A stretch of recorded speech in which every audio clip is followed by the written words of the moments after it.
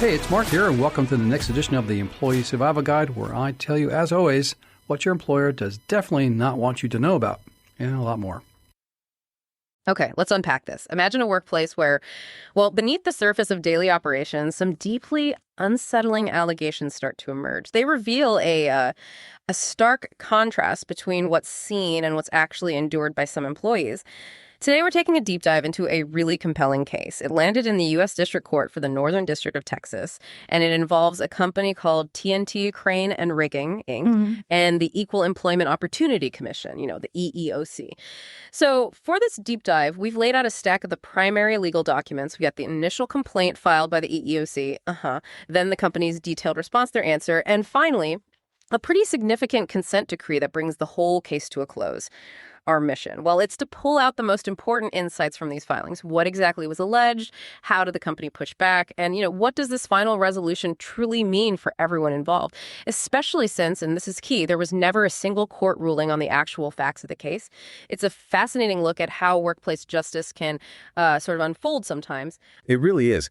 What's truly insightful here, I think, is how this case demonstrates that even without that formal court ruling, just the sheer weight of the allegations and, frankly, the desire to avoid a long, costly legal battle that can compel a company to enact some really sweeping reforms and pay out substantial sums of money. Right. It reveals this powerful dynamic of legal pressure, acting as a catalyst for change, regardless of whether guilt is actually admitted on paper. Okay, so let's start where the legal process did with the EEOC's complaint. Now, the EEOC, just for anyone who might not know, that's the Equal Employment Opportunity Commission. They're the federal agency responsible for enforcing the federal laws against workplace discrimination. Based on race, color, religion, sex, national origin, age, disability, genetic information. Exactly. And here they brought this action under Title VII of the Civil Rights Act of 1964 and also the Civil Rights Act of 1991. So what exactly were they alleging happened over at TNT Crane and Rigging? Well, Title VII is really the foundational law here. It broadly prohibits employment discrimination based on those protected characteristics you just listed, race, color, and so on. But crucially, it also prohibits retaliation against people who complain about discrimination or, participate in an investigation. Okay. So in this specific case, the EEOC alleged a sort of two-pronged violation. First, a race-based hostile work environment, and second, illegal retaliation. Now, let's zero in on some of the specifics detailed in the complaint, because some of this is, pretty shocking stuff. It alleges that starting back in at least August 2018, 4 Black employees, Lorenzo Smith, Edwin Creighton, Freddie Campbell, and Jason Pradia, were subjected to a race-based hostile work environment. And we're talking about a field manager and several other employees reportedly being, and this is a quote, common and frequent users of racial slurs and jokes, including use of the N-word. For instance, Lorenzo Smith. He was a crane operator. He was allegedly told by a field manager, "Ninger, if you are going to bitch about it, you can turn that truck around and take your ass home." This was apparently when he asked for assistance. Wow. Similarly, Edwin Creighton was allegedly called the N-word by a field manager who supposedly said, "Nigga, if you don't want the job, go home." And Jason Pradia reportedly heard a white coworker say things like, "A lot of Black people are fucking lazy. You're different. You're not like other bingers. You work, though. That's what I like about you." And he also apparently heard that same coworker say about another Black employee, "He is a minger. He's lazy." Right. It's just Right. really blatant stuff alleged. Absolutely blatant. And it wasn't just verbal either, right? Yeah. No, exactly. The allegations weren't limited to verbal abuse. The complaint also described threatening and offensive imagery that was apparently present at their Fort Worth facility. This included specific mentions of nooses and also lightning bolt stickers identified with white supremacy displayed on the cranes. I mean, what's the impact of seeing symbols like that, these powerful, hate-filled symbols right there in your workplace? Well, that's a really crucial distinction, actually, because the presence of physical symbols like nooses or those lightning bolts, which are, deeply associated with racial terror and white supremacy, it just escalates the severity of a hostile work environment claim significantly. It moves beyond just offensive words, right? It becomes a visual, almost pervasive threat that can make the workplace feel inherently unsafe, deeply intimidating. Yeah, I can only imagine. It's like a constant, stark reminder of racial animosity. Yeah. It directly impacts an employee's psychological well-being, their ability to just do their job without feeling harassed or threatened. And so what happens when someone actually dares to speak up against an environment like that? The complaint gets into the alleged retaliation against Nathan Cook. He is a white crane operator. He reportedly witnessed and complained about the racial slurs in these symbols. He even specifically reported seeing a noose on the back fence of the Fort Worth yard back in February 2019, and also those lightning bolt stickles on the cranes. According to the complaint, after he made these complaints and, openly admitted he was involved in reporting it, things apparently went downhill for him very quickly. His personal vehicle tires were flattened. He was physically confronted by a coworker. He was called awful slurs like wigger, nigger lover, and a snitch. Terrible. Yeah. And his regular and overtime hours were allegedly cut. He was even labeled a troublemaker by the branch manager. It all ultimately led him to feel he had no choice but to resign because the working conditions were just, in his words, intolerable. And this aspect of the case, it really highlights the critical importance of those anti-retaliation provisions in Title VII. It's just not enough to prohibit discrimination on paper. Right. Employees have to feel safe enough to actually report it without fearing negative consequences. And when an employee, especially someone like Cook, who wasn't even the direct target of the initial discrimination but was speaking up as an ally, when they face such severe backlash, well, it sends a really chilling message throughout the entire workforce, doesn't it? It tells everyone about the real risks involved in reporting misconduct. Absolutely. And according to the complaint, despite all these serious reports being made to various levels of management, we're talking branch manager, safety director, operations manager, even HR, the EEOC alleged that TNT Crane and Rigging just failed to engage in any effective response, any thorough investigation, or any meaningful corrective action. So that's the powerful and pretty unsettling narrative laid out by the EEOC.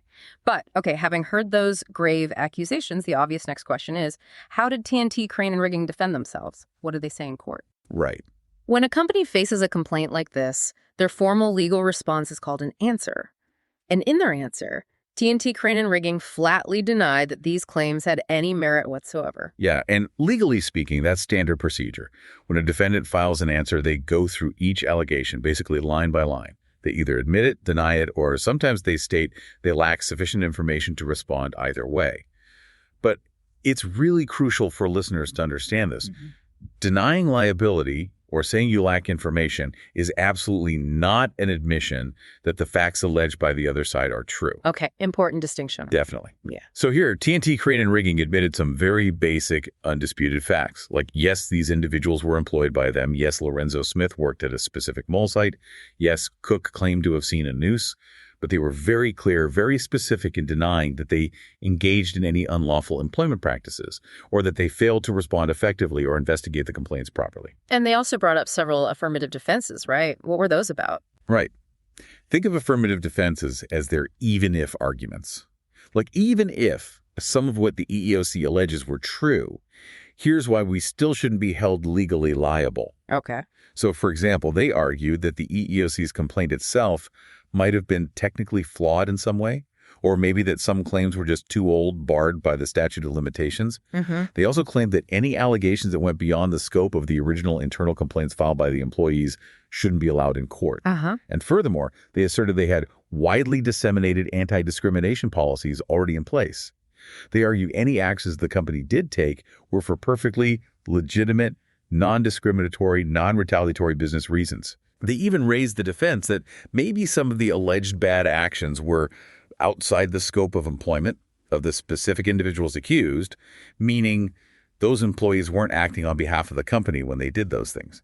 Or, alternatively, that these were at-will employees, meaning, in theory, they could be terminated for almost any reason not specifically prohibited by law.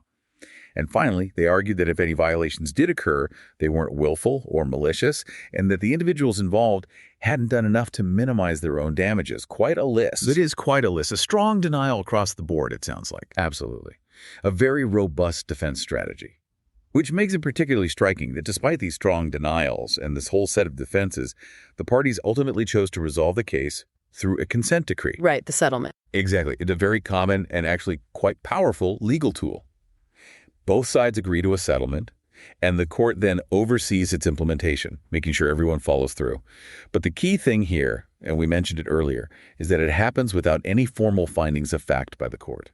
And critically, without any admission of liability from the defendant, TNT Crane and Rigging in this case. So why do it then? Well, For TNT Crane and Rigging, it means they avoid the significant time commitment, the huge expenditure, and just the inherent risks that come with a contested trial. Trials can be unpredictable, incredibly costly, not just financially, but also reputationally. Makes sense. So settling via consent decree is often a strategic decision to mitigate further damage, even if you maintain you did nothing wrong. Okay, so if the court didn't rule on the facts and the company didn't admit any guilt, what does this consent decree actually do? What does it mean practically for TNT Crane and Rigging and for the individuals involved? Let's start with the money side. The decree lays out specific monetary relief. Nathan Cook, remember, the white employee who complained and faced alleged retaliation, he's set to receive $200,000, and that includes back pay, interest, and damages. Then Lorenzo Smith is to receive $115,000, Edwin Creighton gets $85,000, Freddie Campbell $75,000, and Jason Pridia $50,000. And these amounts are specifically for compensatory and punitive damages. So if you put that all together, it totals $525,000 in monetary relief distributed among those 5 individuals. $500,000. Exactly, $500,000. And while, again, it's not an admission of guilt, that kind of payout sends a very clear financial signal, doesn't it? It certainly does. It really underscores the substantial risk and the potential cost companies face when these kinds of allegations surface. It shows how settlements often become that strategic decision to just cut their losses and avoid potentially even greater financial and reputational damage from a long trial. It's definitely a significant outcome for the alleged victims here. Okay, but beyond the money, what really caught my eye in this decree is the comprehensive plan for actual systemic change within TNT Crane and Rigging. That seems really important. Yes, absolutely. That's often a major component of these EEOC settlements. So first, the company is permanently enjoined, which means they're strictly prohibited by a court order, right? Correct. It's a binding legal order. Okay, so they're permanently enjoined from engaging in any employment practice that discriminates based on race. That includes creating or even just tolerating a hostile work environment or retaliating against anyone for opposing unlawful practices. That feels like a big one, a direct command from the court, binding them forever. It is a very big deal. It sets a clear, ongoing legal standard they must adhere to. Right. And second, the company has to implement brand new, very detailed Title VII policies and procedures. And these policies can't just be vague statements. They have to specifically describe what constitutes prohibited harassment and discrimination. They have to explicitly mention things like racial slurs, jokes, and hate symbols. They also need to clearly define what a hostile work environment actually means in practice, state unequivocally that retaliation won't be tolerated, and outline the specific disciplinary actions for violators right up to potentially being fired. And there's another layer, too, for managers specifically. Oh, yeah. What's that? Well, managers now have a clear affirmative duty under this decree to actively monitor the work environment for any signs of trouble. And they have to promptly report any suspected harassment or discrimination they see or hear about. And the decree explicitly states that failing to do so is grounds for disciplinary action against the manager, potentially even immediate discharge. So it puts the onus on management to be proactive. Wow, okay. So accountability is being built in there. Exactly. But then a critical question comes up. How do employees actually report these issues safely and effectively? Does the decree address that? It does seem to. It mandates a complaint procedure that must have multiple avenues for reporting. It makes sure that just making an oral complaint is sufficient. You don't necessarily have to put it in writing. That's important. Removes a barrier. Yeah, and it says the company can't impose unreasonable burdens or time limits on employees who want to report something. Flexibility seems key. Investigations have to be prompt, thorough, and impartial, and they have to keep meticulous records of everything. Plus, there's a new requirement for an employee hotline that goes directly to the Vice President of Human Resources. So another channel, potentially bypassing local management if needed. Right, another layer of accessibility and maybe oversight. Okay, that makes sense. And what about preventing this from happening again? Is there training involved? Oh, yes. Training is a huge component of this decree. And really, for any company trying to make real change, it has to be, right? Absolutely essential. So all employees at TNT Crane and Rigging's Texas branches will get at least 1 hour of mandatory training on Title VII and these new company policies.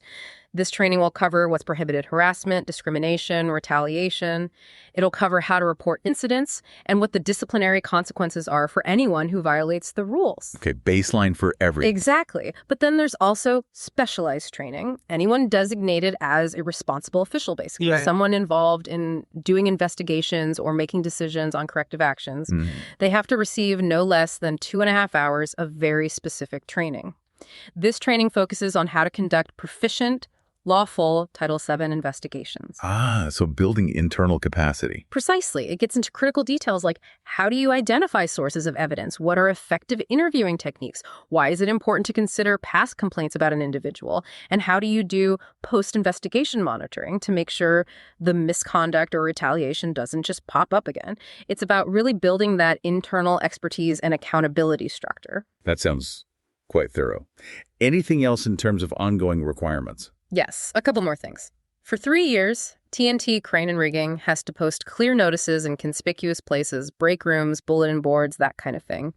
These notices have to inform all employees of their rights under Title VII and the company's commitment to preventing discrimination, harassment, and retaliation.